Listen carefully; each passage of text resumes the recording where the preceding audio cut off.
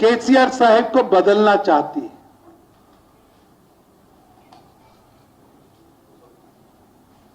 और केसीआर साहब तेलंगाना के नए निजाम हैं।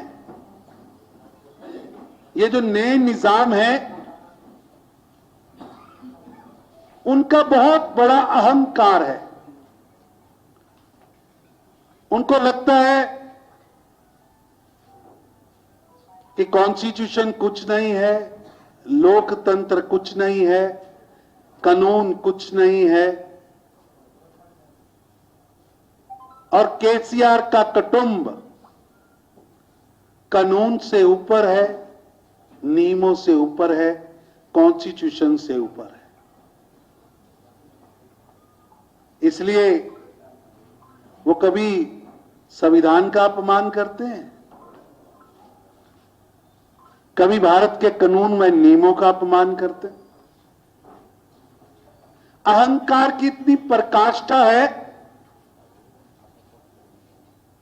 कि अब जाने का समय आया है।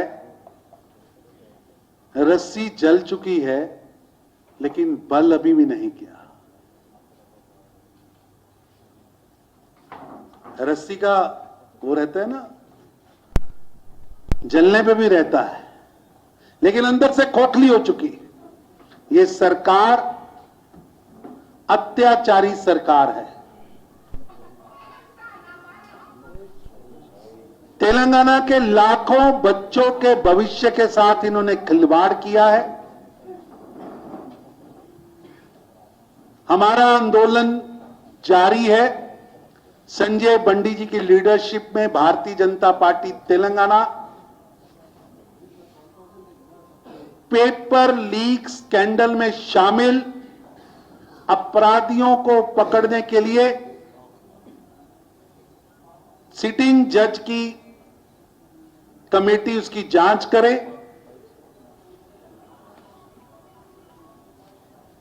जिन छात्रों के साथ केसीआर सरकार ने, इस माफिया ने, केसीआर सरकार के परिवार की संलिप्तता के कारण जिस माफिया ने धोखा दिया है उस माफिया पर कठोर कार्रवाई हो और जिन बच्चों के साथ धोखा हुआ है उनको 1 लाख रुपया प्रति स्टूडेंट मिले। दोषी मंत्री केटीआर को सस्पेंड किया जाए, उसके लिए आंदोलन चल रहा है और ये आंदोलन रुकने वाला नहीं है। ये लड़ाई जिसे संजय बंडी की लीडरशिप में भारतीय जनता पार्टी लड़ रही है, ये लड़ाई तेलंगाना के बच्चों की लड़ाई है, तेलंगाना के नौजवानों की लड़ाई है, तेलंगाना के भविष्य की लड़ाई है। तेलंगाना को माफिया मुक्त करना है तो केसीआर मुक्त करना पड़ेगा। केसीआर की मुक्ति से ही, उसकी सरकार की मुक्ति से ही तेलंगाना का भाग्य जागने वाला है। हमारा आंदोलन जिला स्तर पर बड़े आंदोलन हो रहे हैं।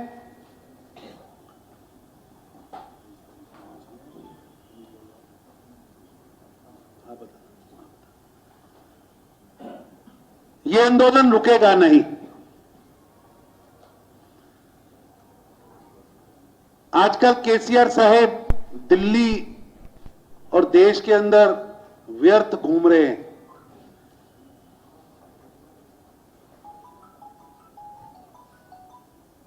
बीआरएस बनाकर देश के अंदर वो एक गठबंधन तैयार करना चाहते हैं जिसके प्रयास लगातार असफल हो रहे हैं, क्योंकि ये जो लगभग 2 दर्जन नेता, चाहे वो बिहार से नीतीश कुमार हो और केसीआर साहेब हो तेलंगाना से, या ममता बनर्जी हो बंगाल से, या खड़गे साहब हो कांग्रेस से, ये सब हाथ में हाथ डालकर दिल्ली के अंदर एक ही मंशा को लेकर मीटिंगें कर रहे हैं। वो मंशा है कि देश के अंदर एक कमजोर सरकार आए, एक लंगड़ी सरकार देश के अंदर बने, क्योंकि केसीआर साहब को तो मालूम है उनकी रिटायरमेंट होने वाली है, वो नवंबर में उनकी रिटायरमेंट हो जाएगी और अप्रैल में चुनाव आएगा लोकसभा का, तो रिटायरमेंट के बाद कहां जाना उसकी योजना बना रहे हैं। और उनकी योजना में है कि देश के अंदर जो ये लगभग 2 दर्जन नेता जिन्होंने अपने मन में प्रधानमंत्री बनने का एक हसीन मुंगेरी लाल का सपना पाल रखा है, मुंगेरी लाल का जो हसीन सपना पाल रखा है, उस हसीन सपने की बुनियाद है देश के अंदर कमजोर सरकार लाना, मजबूर सरकार लाना, लंगड़ी सरकार लाना। लेकिन देश की 135 करोड़ जनता ने तय कर लिया है कि प्रधानमंत्री नरेंद्र मोदी जी के नेतृत्व में 2024 में एक तगड़ी सरकार लाना, मजबूर नहीं मजबूत, लंगड़ी नहीं तगड़ी सरकार लाना। इसलिए ये 2 दर्जन नेता जो व्यर्थ घूम रहे हैं, जनता इन्हें स्वीकारने वाली नहीं है। लेकिन मैं यहां आपसे पूछना चाहता हूं, आपके माध्यम से कांग्रेस के नेताओं से पूछना चाहता हूं, ये दिल्ली के अंदर जो ममता बनर्जी, केसीआर, खड़गे साहेब, ये राहुल जी, नीतीश कुमार की जो बैठकें हो रही हैं, ये सो कॉल्ड जो गठबंधन बन रहा है, तेलंगाना में कांग्रेस किसके लिए काम कर रही है? तेलंगाना के रेवंत रेड्डी जी से मैं पूछना चाहता हूं, आपके नेता तो वहां केसीआर से हाथ मिला रहे हैं, आप यहां केसीआर के खिलाफ यात्रा निकाल रहे हैं।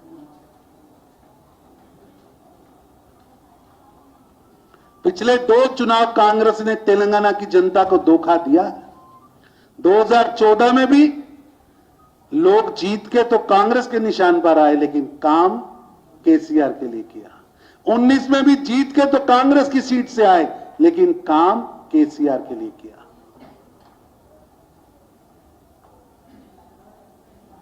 अब फिर खुलेआम खेल खेला जा रहा है। रेवंत रेड्डी जी, ये यात्रा किसके खिलाफ निकाल रहे हो? आप तो पहले ही टीआरएस / बीआरएस की बी टीम हो। मैं तो पूछना चाहता हूं, रेवंत जी, खड़गे जी का और केसीआर का समझौता हो रहा है, तेरा क्या होगा रेवंत रेड्डी? तेरा क्या होगा रेवंत रेड्डी? जनता जानना चाहती है। लोग कांग्रेस छोड़कर, बीआरएस छोड़कर, कम्युनिस्ट पार्टी छोड़कर भारतीय जनता पार्टी में शामिल हो रहे हैं, क्योंकि भारतीय जनता पार्टी के पास नीति है, नेता है, सोच है, देश को आगे बढ़ाने की, तेलंगाना को आगे बढ़ाने की हमारे पास विजन है, विजन है। हमने 9 वर्षों में किया है, वो बताने को है। और मैंने पिछली प्रेस कॉन्फ्रेंस में कहा था, केसीआर साहब 9 साल का हिसाब लेके आइए, तेलंगाना के किसी कोने में आइए। आपके मीडिया वालों से मैं निवेदन करता हूं कि आप प्रेस का अखाड़ा सजाइए, आप कैमरे लगाइए। हमारी पार्टी की ओर से संजय बंडी जी केंद्र सरकार के 9 साल का हिसाब लेके आएंगे।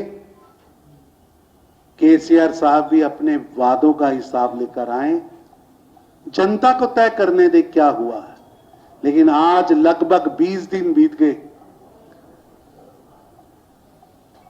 भारतीय जनता पार्टी के चैलेंज का केसीआर साहब की ओर से जवाब नहीं आया, जो बताता है कि सच क्या है।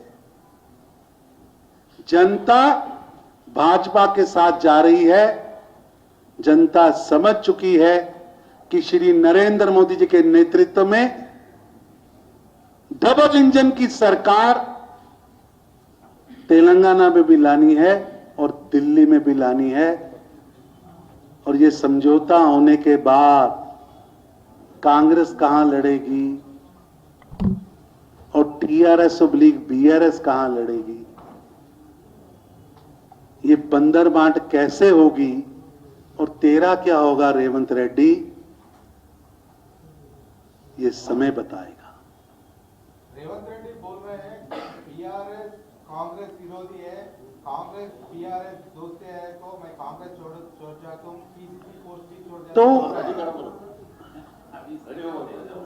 जल्दी वक्त आने वाला है, जल्दी वक्त आने वाला है, पर वो ये बताएं तो सही, जो बैठकें वहां हो रही हैं उनके मालिक जो केसीआर को मजबूत करना चाहते हैं, उनके मालिक जो केसीआर को मजबूत करना चाहते हैं, उन्होंने उनसे पूछा भी है कि किस भाव में कांग्रेस, किस भाव में कांग्रेस टीआरएस के साथ जा रही है। अभी तक उन्होंने अपना स्टैंड ही नहीं स्पष्ट किया। रेवंत रेड्डी को बोलना चाहिए था। इससे स्पष्ट होता है कि कांग्रेस केसीआर के लिए रास्ता बना रही है और तेलंगाना की जनता केसीआर और कांग्रेस को विपक्ष में बिठाने वाली है। తెలంగాణలో